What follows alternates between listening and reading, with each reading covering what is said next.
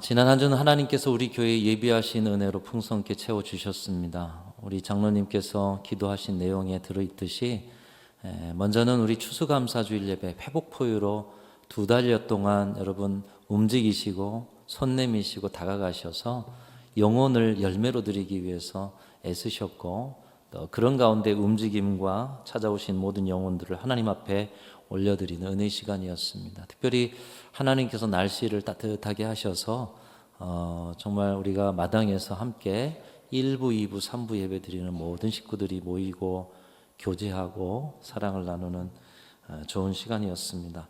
구석구석 수고해 주신 모든 성도들께 감사를 드리고 하나님께서 영광 거두신 줄로 믿습니다. 또 지난주에는 말씀 사경회를 주셨습니다. 이 말씀 사경회를 통해서 특별히 우리가 기도하고 기다려 왔었는데요. 오늘의 이 시대에 말씀의 대언자로 많은 분들이 존경하는 청파교회 김기성 목사님 모시고 생명의 말씀을 들었습니다. 우리의 있음 자체가 기적이다. 그리고 그 기적을 베풀기 위해서 우리 예수께서 정성을 다하셨듯이 우리도 우리와 무관한 사람들까지도 정성을 다하고 그들의 삶을 사랑으로 녹여서 세상을 아름답게 만들어 갑시다. 그런 교회와 성도가 됩시다. 우리가 결단하고 그 말씀의 은혜를 충만하게 받았습니다. 함께 모이고 함께 교제하고 함께 떡을 떼고 함께 말씀을 나누는 그런 가운데 하나님의 은혜 부어주셔서 우리는 생명의 은총 가운데 한 공동체로 오늘 또 주님을 예배하고 있는 줄로 믿습니다. 여러분 은혜 받은 자리에 여러분 서로의 표정을 보셨습니까? 우리 순천중앙교회가 은혜 받은 자리에 가진 표정, 오늘 본문 속에 나타나는 표정입니다. 오늘 본문에 야곱과 에서가 어떤 모습으로 서로를 맞이하고 있습니까? 서로를 향해서 달려갑니다. 서로를 끌어안습니다. 목을 어긋맞추고 입을 맞춥니다. 만난 자체로 반갑고 고마워서 감격의 눈물을 흘립니다. 누가요? 본문에 자세히 보면 에서가 그렇다는 거예요. 400명의 군대를 이끌고 와서 동생을 공격하고 분노에 차서 죽일 줄 알았더니 마음으로 환대하면서 그동안 보고 싶은 그 마음의 그리움을 표현하면서 얼싸안고 눈물을 흘리고 있습니다. 이런 형을 통해서 마음속에 하나님의 역사를 느끼고 고마움을 표현하면서 야곱도 정말 진심 어린 고백을 형에게 고백하고 있죠. 형의 모습을 보니 하나님의 얼굴을 본 것 같습니다.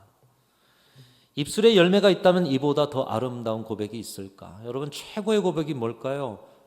세상의 창조주이신 하나님, 이 자연 만물의 이 가을의 아름다움을 하나님의 손 끝으로 말씀 하나로 만드셨음에 하나님은 얼마나 아름다운 분이시겠습니까? 근데 그 아름다우신 하나님을 서로의 모습 속에서 본다는 고백처럼 대단한 고백이 없는 것 같아요. 우리 옆에 분을 향해서 우리 야곱의 고백으로 서로에게 고백해 주겠습니다. 당신의 얼굴을 보니 하나님의 얼굴을 본 것 같습니다. 한번 고백해 주십시오.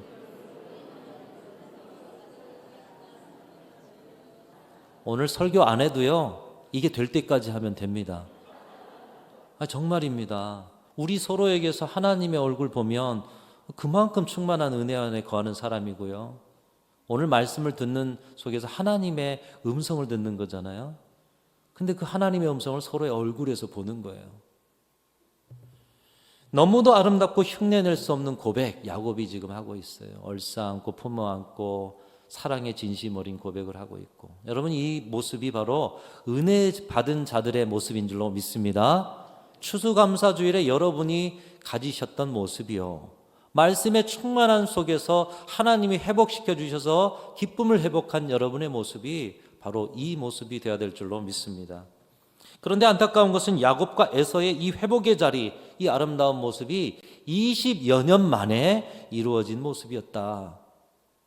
20여 년 만에 기적처럼 만들어진 자리라는 것입니다. 매 순간 경험하면서 살았으면 얼마나 복되고 행복한 인생이겠습니까마는 그들에게도 생소한 자리, 기적처럼 만들어진 자리. 이 자리가 있기까지 20년을 무엇으로 지냅니까? 원수로 20년을 지냅니다. 그 세월 동안 그들은 감정을 소비합니다. 시간을 소비합니다. 뼈가 녹습니다. 타지에서 온갖 고생을 다 합니다. 그런데 20여 년 만에 만나보니 형이 나를 이렇게 반갑게 맞아주고 20여 년 만에 만나보니 동생의 그 입술에서 말로 형용할 수 없는 고백이 이어지고, 이럴 줄 알았으면 진작 만날 것을 20여 년을 허비하였구나. 여러분, 지난 세월 생각하면 그 20여 년의 세월이 얼마나 어리석고 얼마나 안타깝고 아까운 시간이었겠습니까? 그런데 오늘날 많은 분들이 오늘 본문의 야곱과 에서의 회복의 조우보다는 20년의 소모적 세월을 살아가는 자리를 아직도 가지고 계신 분들이 많은 시절을 우리가 살아가고 있는 것이죠. 우리 중에는 결코 그런 분들이 없기를 바랍니다. 오늘 이 자리에 계신 분들의 가정과 삶에는 오늘 야곱과 에서의 회복의 이 아름다운 모습만 있으신 줄로 믿습니다. 여러분, 이전에 이런 원수 같은 관계의 자리가 있었다 해도 회복 포유 추수감사주일과 부흥사경회를 통해서 다 회복되었는 줄로 믿습니다. 여러분, 정말로 말씀을 받으셨어요. 오늘 말씀과 똑같은 말씀이에요.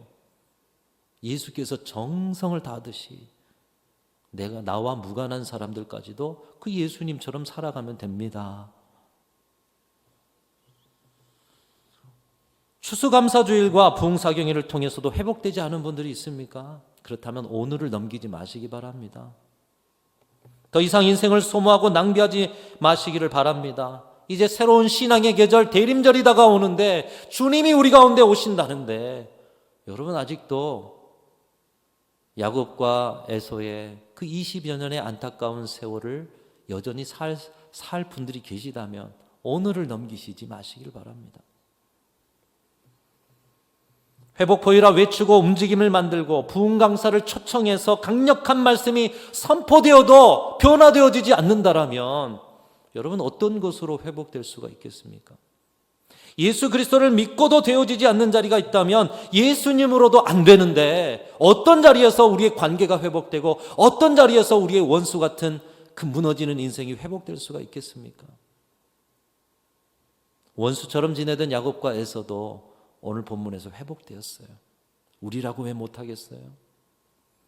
여러분, 야곱처럼 생명 걸고 여러분을 주님께 던지셔서 진정 은혜 받은 자들의 모습, 오늘 본문에 야곱과 에서의 서로를 환대하고 서로 감격하고 서로 축복하고 온전한 이런 모습이 여러분의 가정과 신앙과 삶의 모든 자리에 넘쳐날 수 있기를 간절히 소망합니다. 오늘 본문 직전까지 야곱과 에서도 그랬습니다. 20년 동안 원수도 그런 원수가 없을 만큼 분노하면서 살아갔던 관계였습니다. 그 20년의 세월의 아픔을 풀지 않았어요. 이 모든 원인이 어디에 있었느냐? 야곱의 욕심에 있었습니다. 욕심이 잉태하여 죄를 낳습니다. 죄가 장성하여 사망을 낳는 것이죠. 동생 야곱이 장자가 받을 축복이 탐이 나서 형을 속입니다. 아버지를 속입니다. 그리고 장자에게 하는 이 축복의 기도를 대신 받습니다. 이것을 안 에서가 분노하면서 야곱을 찾아 죽이려고 할 때 헐레벌떡 도망치면서 무일푼으로 도망쳐서인지 어느 날 밤 그 한대에서 들판에서 하나님 앞에 기도하고 그 꿈 가운데서 주님을 만나고 11조를 서약하고 뭐 그런 은혜도 있었지만 삼촌 라반의 집에 노숙자의 모양으로 다다랐습니다. 거기서 1년을 삽니다. 2년을 삽니다. 3년을 삽니다. 세월이 갔으니 고향으로 돌아갈 만도 한데 5년이 지나고 10년이 지나고 20년이 지나고. 왜요? 에서의 분노가 아직도 들끓고 있기 때문에. 자신의 욕심으로 형제관계가 깨집니다. 부모, 자녀 관계가 깨집니다. 자신도 험난한 인생을 살고 이제 고향으로 돌아갈지라도 형에게 죽임을 당할지 모르는 불쌍한 불행한 인생이 되어버린 이 야곱의 생애. 형에서도 평생 누군가를 증오하며 칼을 가는 소모적인 인생을 살았습니다. 얼마나 어리석고 불행한 인생입니까? 그 세월 오늘 본문처럼 사랑하며 살았다라면 얼마나 복된 인생이었겠어요. 작은 어항 속에 금붕어 2마리가 살고 있었다고 합니다. 평온한 나날, 그런데 툭하면 서로 싸우는 일이 잦았다는 거예요. 그러던 어느 날 그날은 날 잡고 대판, 이 금붕어가 싸웠다는 거예요. 금붕어들이 대판 싸운다고 무슨 일이 일어나겠습니까? 그런데 그날은 엄청 싸웠던 거 봐요. 그 중에 한 마리가 많이 다쳐서 얼마 되지 않아서 상처를 이기지 못하고 죽게 되었습니다. 살아남은 한 마리는 이제 혼자서 편안히 살 수 있을 것이라며 쾌재를 불렀습니다. 그러나 며칠 뒤 혼자 살아남은 금붕어까지도 다 죽게 되었어요. 왜 그럴까요? 죽은 물고기가 악취를 내면서 썩어져 갔기 때문에 그 어항 속에 있는 물까지 다 썩어진 거예요. 우리가 살아가면서 주어지는 모든 만남들도 가만히 생각해 보면 어항을 많이 닮아 있습니다. 금붕어 2마리는 자신이 어항을 선택하지 않았어요. 자신들이 서로를 선택하지도 않았습니다. 그러나 한 곳에서 공존공생해야 했습니다. 서로 공존공생하기 위해서는 서로를 인정하고 함께 살아가는 법을 터득했어야 했습니다. 그런데 그들은 그걸 터득하지 못했어요. 그래서 싸우다가 결국 모두가 죽게 되었죠. 늘 서로의 공격을 경계하고 조심해야 하는 그런 서로를 향한 경계심을 내려놓지 못한 삶. 여러분, 공존공생도 한편은 행복하지 않아요. 경계가 되죠. 언제 터질지 모르죠. 공격의 경계심을 내려놓고 서로 평안한 천국과 같은 어항을 만들기 위해서는 공존공생의 관계를 넘어서서 서로 만남을 기뻐하고 서로 돌보는 관계로 나아가야 한다는 것입니다. 그렇지 않으면 공존공생에도 불행한 삶임에 틀림없습니다. 이왕 평생 함께 한 어항 속에 하나님이 넣어주셨다면 그냥 어쩔 수 없으니 공존공생이 아니라 서로 함께 행복을 일구어가는 삶을 택해야 되지 않겠습니까? 함께 살지 않으면 함께 죽는 길밖에 없다는 것을 이 어항 속의 금붕어들이 보여주고 있는 것입니다. 서울대 소아청소년 정신과 전문의자 자폐 스펙트럼 장애의 권위자인 이 김북년 교수님이라는 분이 계십니다. 이분을 모시고 교회에서 한번 부모 역할, 어떤 부모가 좋은 부모인가 그런 세미나를 한번 열었습니다. 이분이 좋은 부모가 되는데 한 문장만 기억하면 됩니다. 이렇게 이야기를 하고요. 최근에 유명 TV 프로에 나와서도 똑같은 이야기를 하셨어요. 한 문장만 기억하면 됩니다. 어떤 문장이냐? 여러분도 기억하시길 바랍니다. 당신 자녀를 나와 아내에게 온 귀한 손님처럼 여겨라. 여러분의 자녀를 우리 부부에게 온 귀한 손님처럼 여기라는 거예요. 언젠가 한번 들어보셨을 것 같아요. 여러분, 귀한 손님이 오면 여러분은 어떻게 대하십니까? 먼저는 아주 반갑게 대할 것이고요. 그리고 그 사람의 입장에서 그 사람이 좋아하는 것이 무엇인가를 살펴서 극진히 대접할 것입니다. 손님에게는 내가 원하는 것을 강요하지 않습니다. 손님이 원하는 것을 친절하게 묻는 것이죠. 떠날 사람으로 대하고 떠날 때까지, 그래 며칠 후면 떠날 뿐이야 하면서 떠날 때까지 최선을 다해서 대접하는 거예요. 김기성 목사님의 표현처럼 우리 예수님이 하신 것처럼 정성을 다한다, 이 표현이 맞는 거예요. 우리에게 오신 귀한 손님에게는 정성을 다한다. 자녀를 그렇게 대하면 좋은 부모가 될 수 있다는 것입니다. 그런데 보통 자녀를 귀한 손님으로 대합니까? 귀한 줄 알지만 가족이라는 이유로 손님처럼 귀하게 대하기보다는 편하고 쉽게 대할 때가 많습니다. 언제나 그 자리에 있을 것 같아서 관심과 돌봄을 다음으로 미룰 때가 있습니다. 그러다 보니 대화가 단절됩니다. 때로는 그 강요와 통제에 삐뚤어집니다. 그리고 그것이 상처가 되면 평생 아파하고요.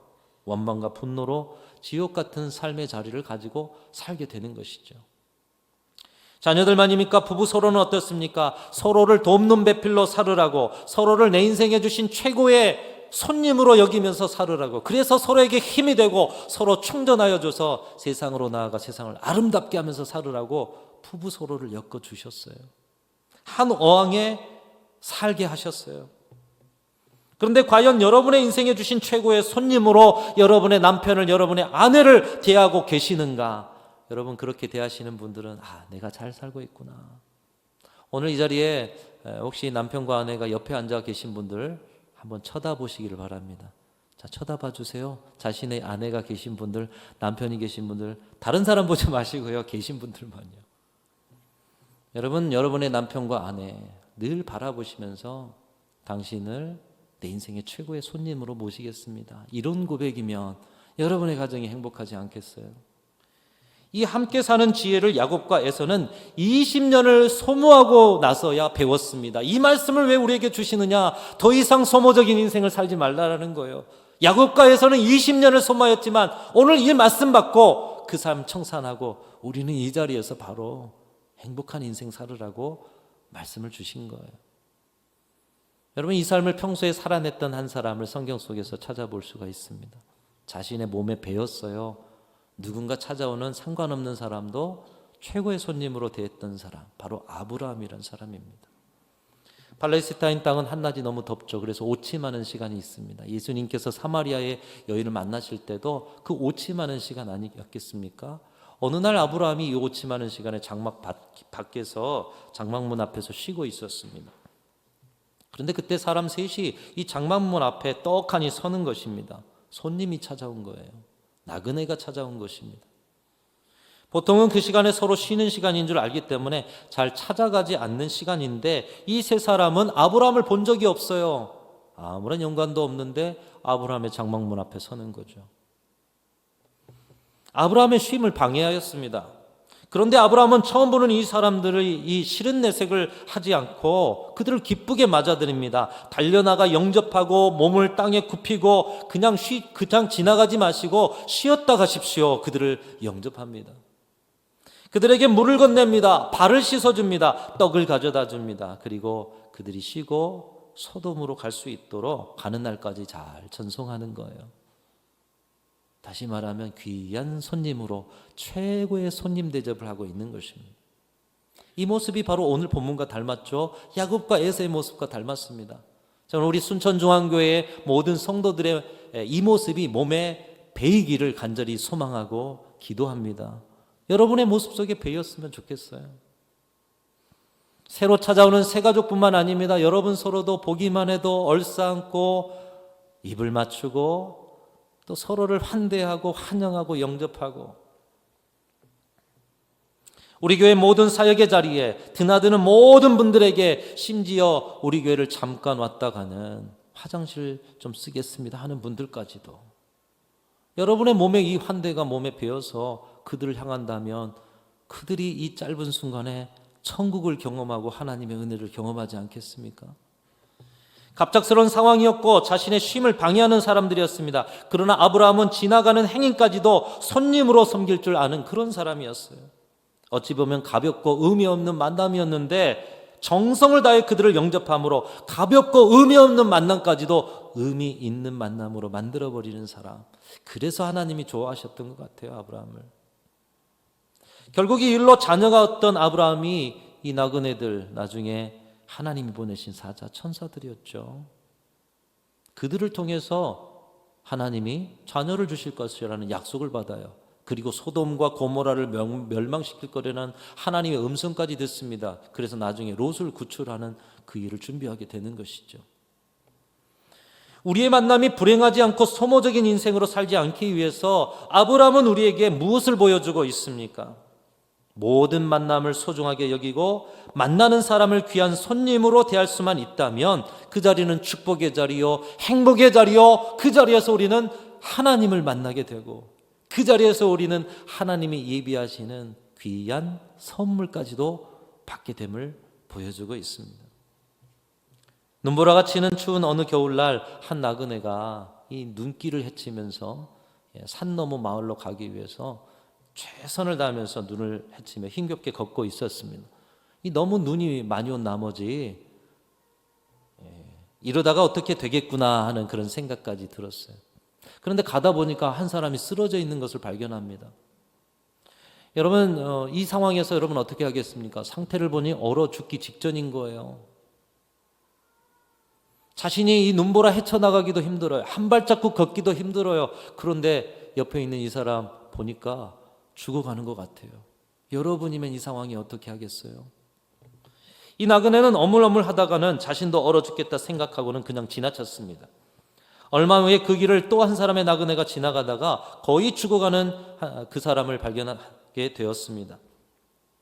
이 사람은 이전 사람과 다른 생각을 했습니다. 내가 도와주지 않으면 이 사람은 얼어 죽을 거야. 내가 구해야 되겠구나.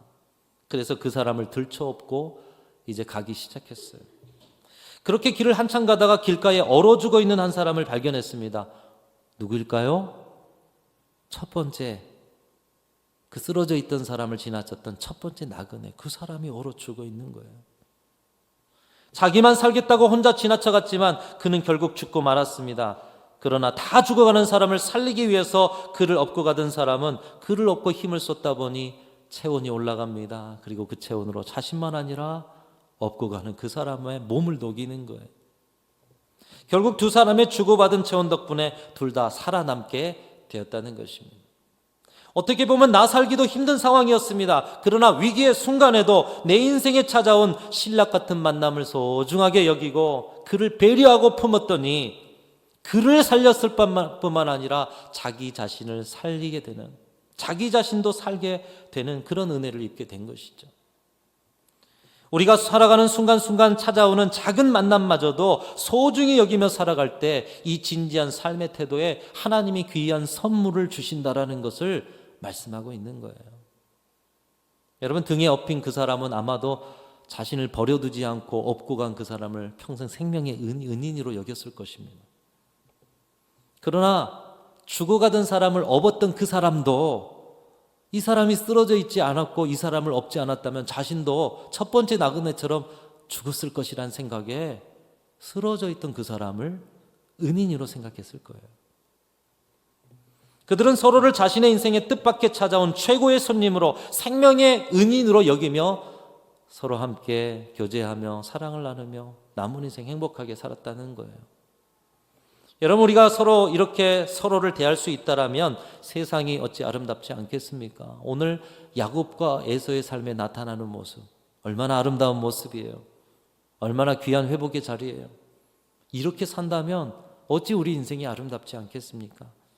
사랑하는 성도 여러분, 이제 한 주가 지나면 대림의 계절이 찾아옵니다. 마리아와 요셉이 베들레헴의 집들의 문을 두드리면서 어디에 가서 자리를 터서 이제 태어날 그 아기 예수를 이 땅 가운데 오실 그 처소로 마련하게 문을 두드려요.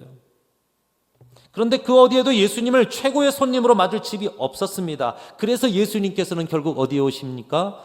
말 구유에 오시는 거예요. 그들은 그들의 인생 가운데 찾아온 최고의 손님 예수 그리스도 메시아를 모시는 일을 놓쳤다는 거예요. 그렇다고 그들을 비난할 수 없습니다. 누군가 찾아온 사람을 최고의 손님으로 대하는 삶을 평소에 살아내지 않으면, 그 삶이 내 몸에 배지 않으면 우리도 또한 마리아와 요셉이 2023년에 우리 집안 문을 초인종을 누를지라도 우리도 문 열지 않을 거예요. 평소에 우리에게 찾아온 그 누군가를 최고의 손님으로 대하는 그 삶이 몸에 밴 사람만이 예수님을 모시게 될 것입니다. 감사하게도 우리는 예수님을 최고의 손님으로 모시라고 회복포유를 통해 2달을 훈련하셨어요. 추수감사주의를 통해서 함께 교제의 기쁨을 나누셨어요. 말씀 사경회를 통해서 똑같은 말씀을 은혜스러운 말씀으로 받으셨어요. 그리고 오늘 또 주님께서는 야곱과 에서의 모습을 보고 인생의 서로의 만남을 서로를 최고의 손님으로 여기며 사는 것이 진정한 행복이요 예수 닮은 모습이다 말씀하고 있습니다. 여러분, 대림의 계절이 옵니다. 여러분의 삶에 최고의 손님인 예수님을 모실 수 있는 은혜가 있으시기를 축복합니다. 그러기 위해서 오늘 야곱과 에서의 모습, 내게 주신 모든 만남은 주님이 주신 최고의 손님으로 보내신 분이다. 이 마음 가지고 여러분의 가정에서 먼저 모두를 최고의 손님으로 여기고, 우리 교회에서 여러분 서로를 최고의 손님으로 여기고, 인생 가운데 스치는 만남까지도 그렇게 살아가시면서 예수님을 만나는 저와 여러분들이 다 되실 수 있기를 주님의 이름으로 축원합니다.